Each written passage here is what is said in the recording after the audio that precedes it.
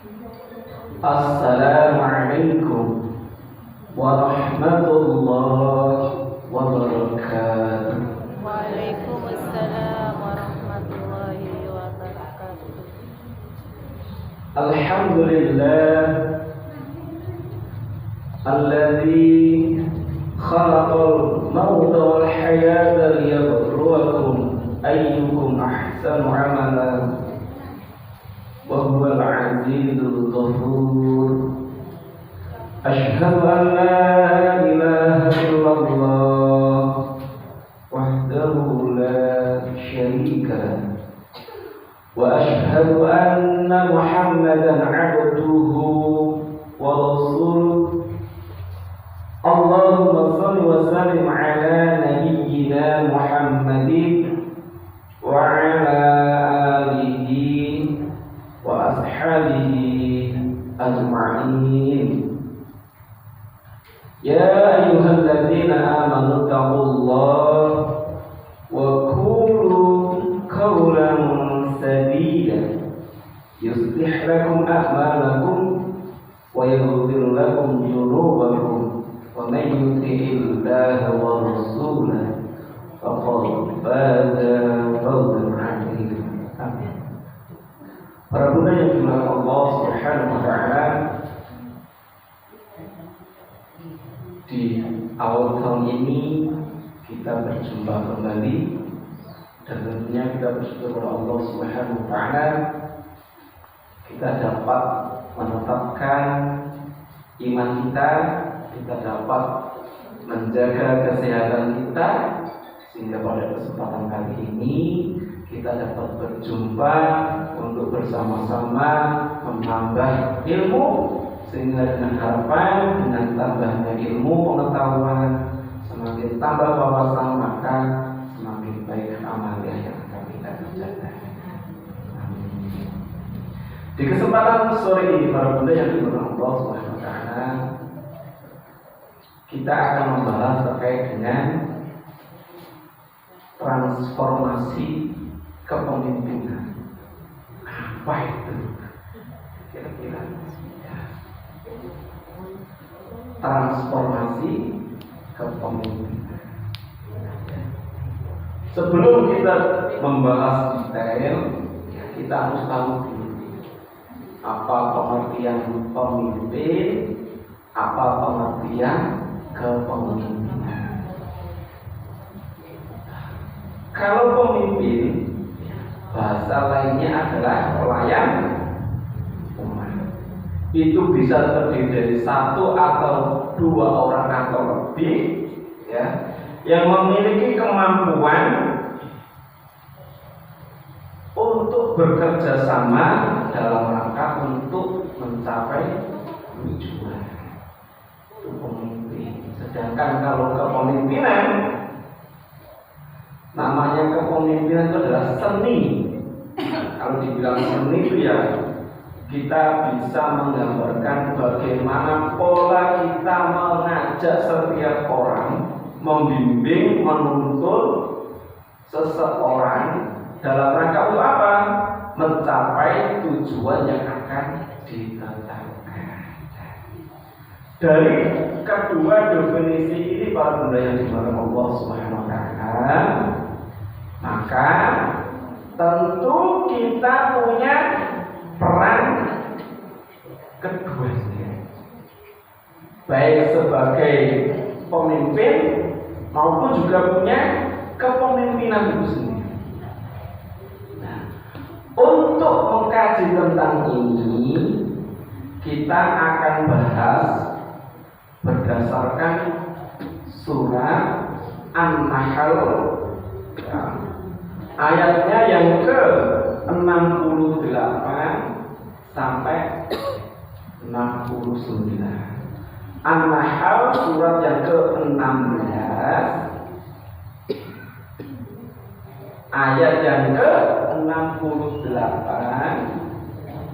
sampai 69.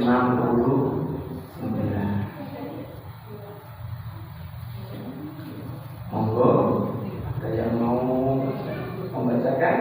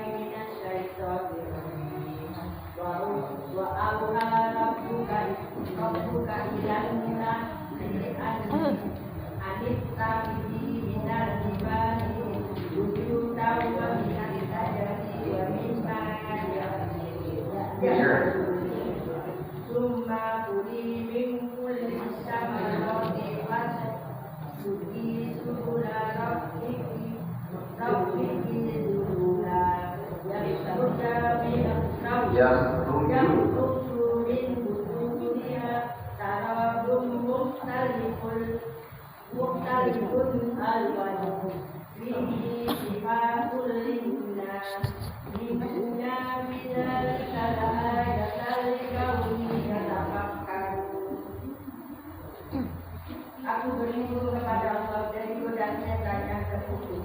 Dan Tuhanmu mengilhamkan kepada lembah, buatlah sarang gunung-gunung di pohon-pohon kayu dan di tempat-tempat yang bikin manusia.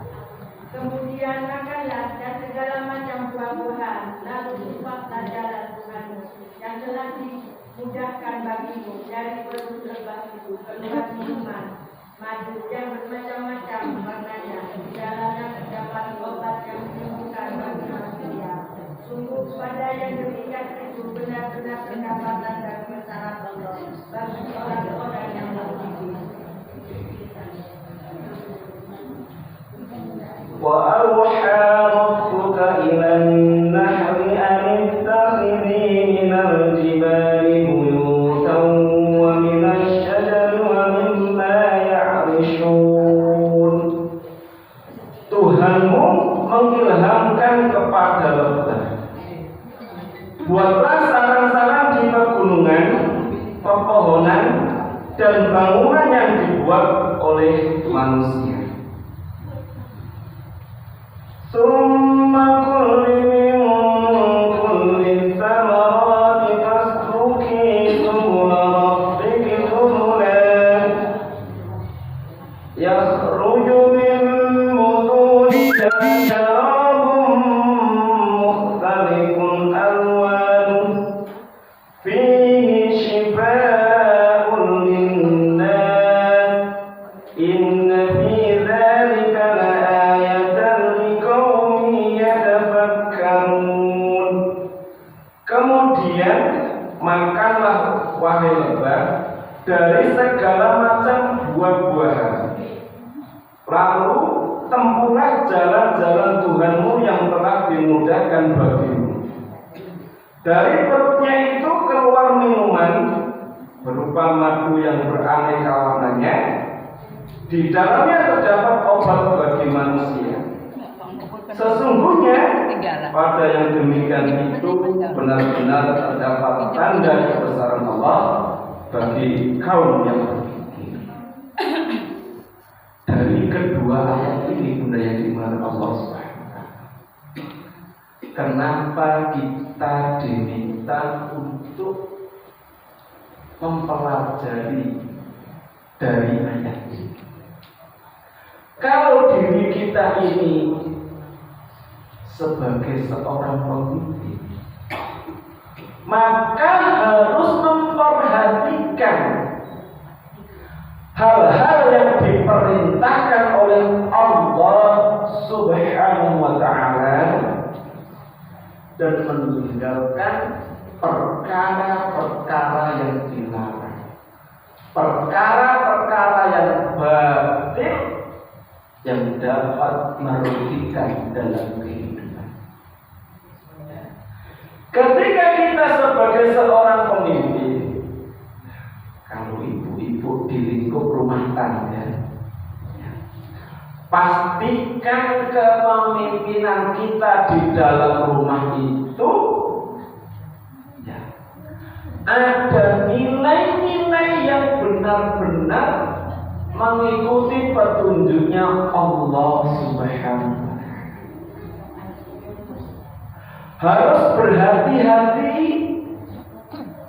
bagaimana kepemimpinan kita di rumah.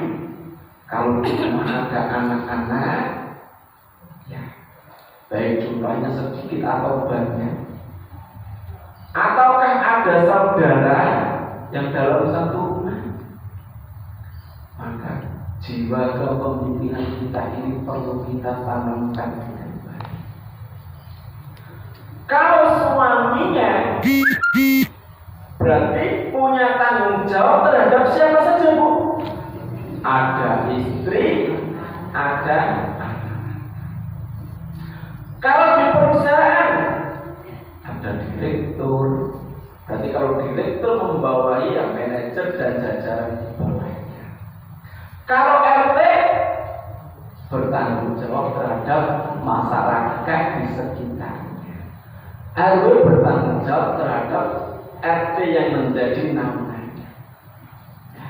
Kalau kita berbicara masalah tanggung jawab sebagai pemimpin, maka kita harus benar-benar berhati-hati.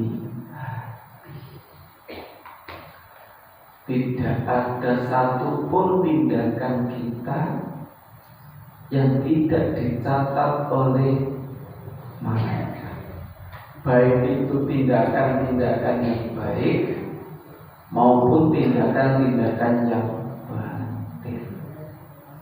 Ya. Sebagaimana lebah, kita diminta untuk mempelajari kenapa kok manusia disuruh mempelajari kisahnya yang tertuang di dalam Al-Quran terkait dengan lebah. Lebah ini, kalau dia membuat rumah yang dibuatnya itu tidak merusak di sekelilingnya. Kalau nempel di ranting, rantingnya juga tidak rusak. Kalau di gua-guanya juga tidak rusak. Kalau di rumahnya juga tidak rusak. Kalau cari makan, lebah ini pilih-pilih. Jadi mencari makanan yang benar-benar paling baik. Ya, berbeda dengan lalat. Lalat itu cara makannya di mana-mana. Kita akan di lain kesempatan kita bahas bagaimana kisahnya.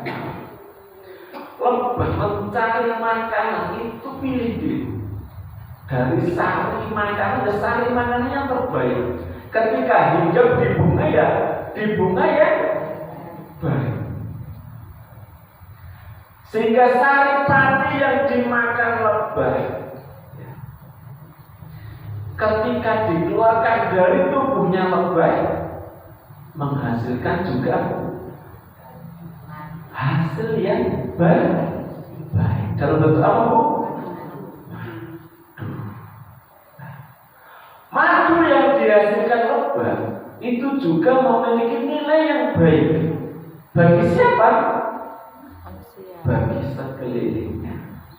Tatkala kita mengambil madunya dikonsumsi oleh kita, maka madu yang dihasilkan dari lebah tersebut mengandung nilai manfaat, bisa menambah kesehatan, stamina, dan berbagai macam jenis manfaat lainnya.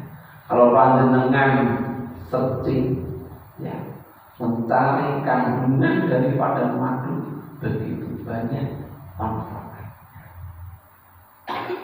Terus lebah itu tidak pernah menyakiti sekelilingnya, ya, kecuali kalau lebah itu diusir, diganggu.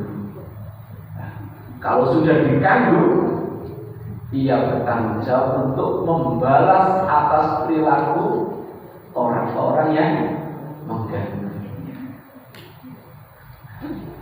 Dari kisah ini, Bunda yang dimulakan Allah Subhanahu wa Ta'ala, kalau kita menjadi pemimpin, kita harus bisa memastikan orang-orang yang menjadi tanggung jawab kita ini benar-benar mampu kita arahkan, ya, mampu kita ajak sinergi untuk menuju jalan kebajikan. Kalau jadi pemimpin yang terkecil, mungkin di RT, di rumah, di panti, di sekolahan,